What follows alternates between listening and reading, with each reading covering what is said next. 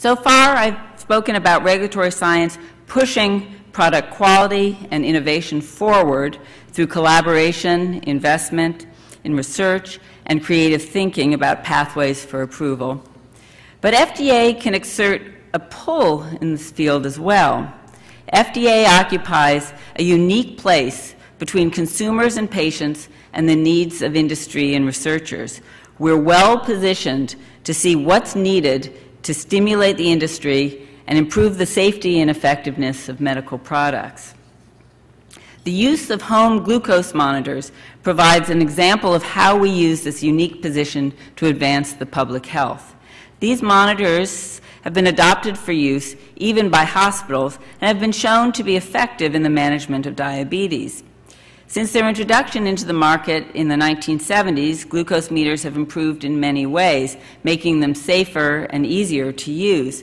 But unfortunately, the last decade has not seen any improvement in the accuracy of glucose meters, in part because manufacturers have been happy with simply meeting an international standard that allows the devices to be inaccurate by as much as 20%. In fact, a recent study by researchers at the Centers for Disease Control found that when comparing tests from 5 different monitors, results varied by as much as 32%. This high degree of error in such a crucial device is frankly unacceptable. In June, the FDA requested in a committee meeting of the International Organization for Standardization that the standards be toughened. If we're unable to convince the international community to tighten the accuracy standards for glucose meters, we may instead need to pursue higher performance standards ourselves. Setting such a standard can drive the development of new technology and, in doing so, benefit millions of patients in the process.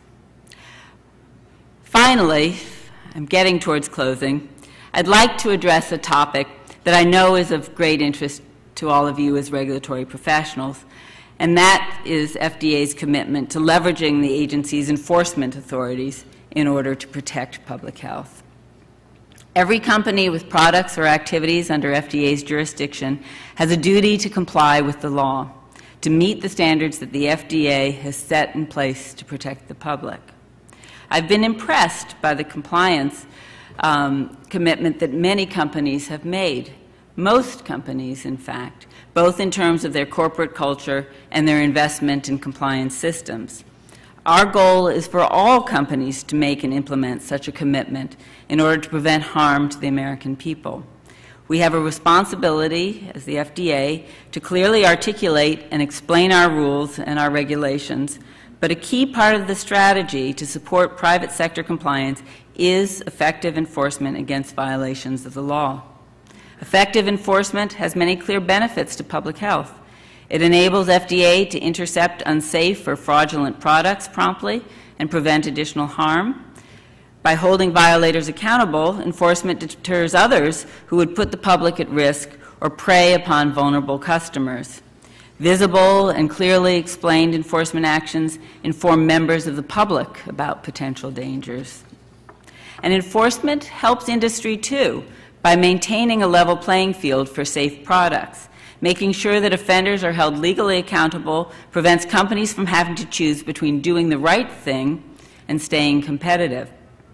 Ultimately, an effective enforcement strategy creates public confidence in FDA oversight, which in turn keeps trust in the safety of FDA-regulated products from eroding. Such confidence is critical to the long-term interests of both consumers and industry. An effective enforcement strategy depends on several key elements. The FDA must be vigilant.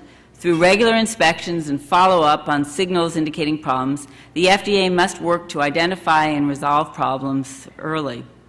Sometimes, we all understand, problems can arise despite the best of intentions and efforts to adhere to best practices. When this is the case, our expectation is that companies will work to quickly and thoroughly correct deficiencies and ensure safety. And we will work closely and constructively with companies to make sure this happens. But companies must have a realistic expectation that if they're crossing the line, they will be caught, and that if they fail to act, we will. The FDA must be strategic. The agency, I think, must place greater emphasis on really significant risks and violations and use meaningful penalties to send a strong message to discourage future offensive. And we must act quickly. The agency must be able to respond rapidly to egregious violations or violations that truly jeopardize public health. And the FDA must be visible. The agency must show industry and consumers that we're on the job. We must publicize our enforcement actions and the rationale for those actions widely and effectively. This will, though, increase public confidence, encourage compliance, and educate patients and consumers about potential risks. I've already initiated several steps to streamline FDA's enforcement capabilities and to ensure that we can take swift, aggressive enforcement action when needed. But ultimately, the FDA's success should not be measured by the number of warning letters or injunctions or seizures, but by our impact on the health and welfare of the public. Enforcement of the law is not simply an end in itself. Enforcement is critical to the agency's public health mission. So I've outlined a few of the challenges ahead. They do seem a bit daunting to me, but I have full faith and confidence in the dedicated staff of the FDA and the venerable history of an agency that has long been viewed as the gold standard of regulatory protection for the nation and the world. I look forward to working with all of you.